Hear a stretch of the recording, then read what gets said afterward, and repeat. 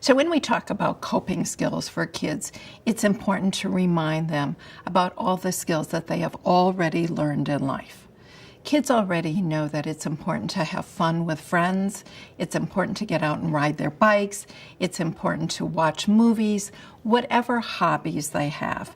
Because when we go through something difficult in life, it's always important to balance that with the activities that bring us happiness and joy. And as an adult, those things will be a little different from what kids do, but we all have that balance of the activities that take us out of that stressful time.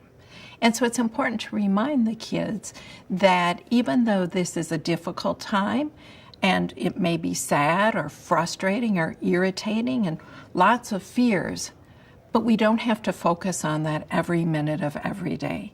It's important to open the door for kids to be able to have open, honest communication about the MS, and then it's important to take a break from the MS, from talking about it.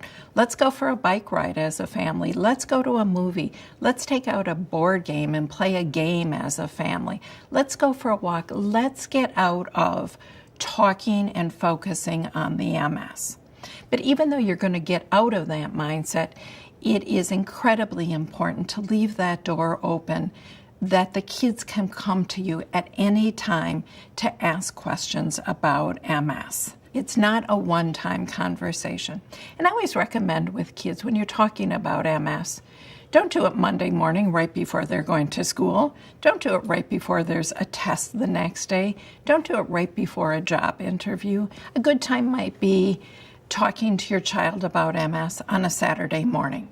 So that way there's the whole weekend for the child to be able to process this information and come back to your child. Come back to them on Sunday afternoon and say, I know this was a big conversation. Have you come up with any questions for me? Anything that you would like to ask? Anything that you think might be important that I know that you're feeling about this MS?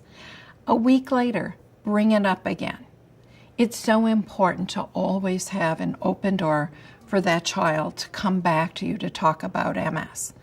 Now, a 3-year-old, a couple days, a week later, may all of a sudden be very crabby, not want to do anything, throw tantrums, may even go back to bedwetting because you've just told them that mommy has a disease.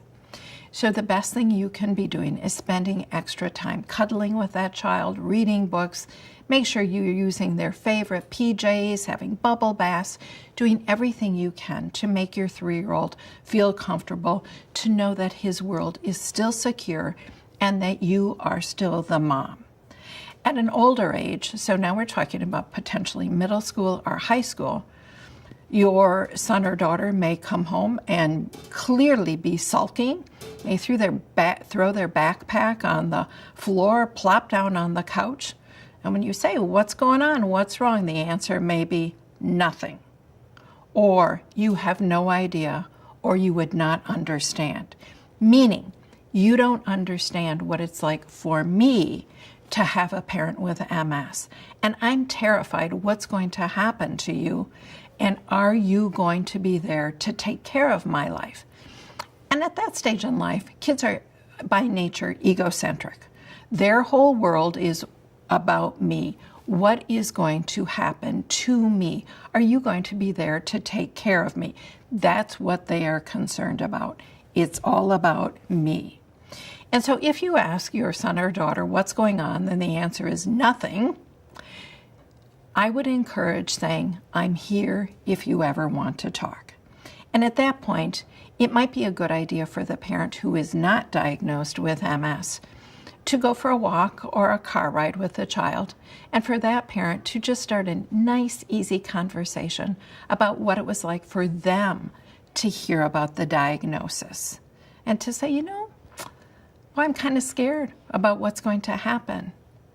And I'm concerned about how I can support mom, and I'm concerned about how this is going to affect me.